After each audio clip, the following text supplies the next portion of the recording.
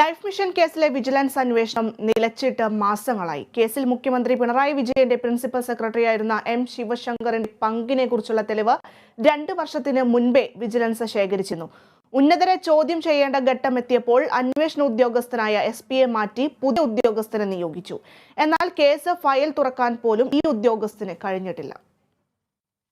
Red ക്രസന്റുമായി ചേർന്ന് വടക്കാഞ്ചേരിയിൽ നിർമ്മിക്കുന്ന 20 കോടിയുടെ ഫ്ളാറ്റിന് കോടികൾ കമ്മീഷനായി നൽകിയിരുന്നുവെന്നാണ് കേസ്. കേന്ദ്ര ഏജൻസികൾ അന്വേഷണത്തിന് വരുന്നത് തടയാൻ തിരക്കിട്ടായിരുന്നു വിജിലൻസ് അന്വേഷണം. CBI എത്തും മുൻപേ വിജിലൻസ് സുപ്രധാന ഫയലുകളെല്ലാം കൈക്കലാക്കി. എന്നിട്ടും CBIയും എൻഫോഴ്സ്മെന്റ് ഡയറക്ടറേറ്റും കേസെടുത്തു. എം ശിവശങ്കർ ഉൾപ്പെടെ 8 പേരെ പ്രതികളാക്കി. വിജിലൻസ് FIR നൽകിയെങ്കിലും മുഖ്യമന്ത്രിയുടെ ഓഫീസിൽ നിന്നും വിവരം തേടാനായില്ല.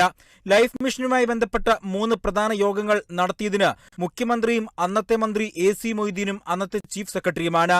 യൂണിറ്റ് ആക്ടിനെ നിയമപരമല്ലാതെ അംഗീകരിച്ചത് ഈ യോഗങ്ങളിലാണ്. ലൈഫ് മിഷൻ CEO ആയിരുന്ന UV ജോസ് തയ്യാറാക്കിയ രഹസ്യ റിപ്പോർട്ടിൽ ഈ 3 യോഗങ്ങളുടെയും വിവരങ്ങൾ ഉണ്ടായിരുന്നുവെന്നാണ് കേന്ദ്ര ഏജൻസികൾക്ക് ലഭിച്ച വിവരം. വിജിലൻസ് അന്വേഷണത്തിനും ശിവശങ്കറിന്റെ പങ്ക് കണ്ടെത്തിയിരുന്നുവെന്നാണ് സൂചന. കൂടുതൽ അന്വേഷണം രാഷ്ട്രീയ കേന്ദ്രത്തിലേക്കും IAS ഉദ്യോഗസ്ഥരിലേക്കുമാണ് എത്തേണ്ടിയിരുന്നത്. കേസിൽ UAE കോൺസുൽ ജനറലിനെയും കോൺസുലേറ്റ് ഉദ്യോഗസ്ഥരെയും വിജിലൻസിന് ചോദ്യം ചെയ്യേണ്ടതുണ്ട്. കേന്ദ്ര സർക്കാർ അനുമതിയില്ലാതെ സംസ്ഥാന അന്വേഷണ ഏജൻസിക്ക് ഇതിന് കഴിയില്ല. Aji Kunjumon, Kerala vision news, Kochi.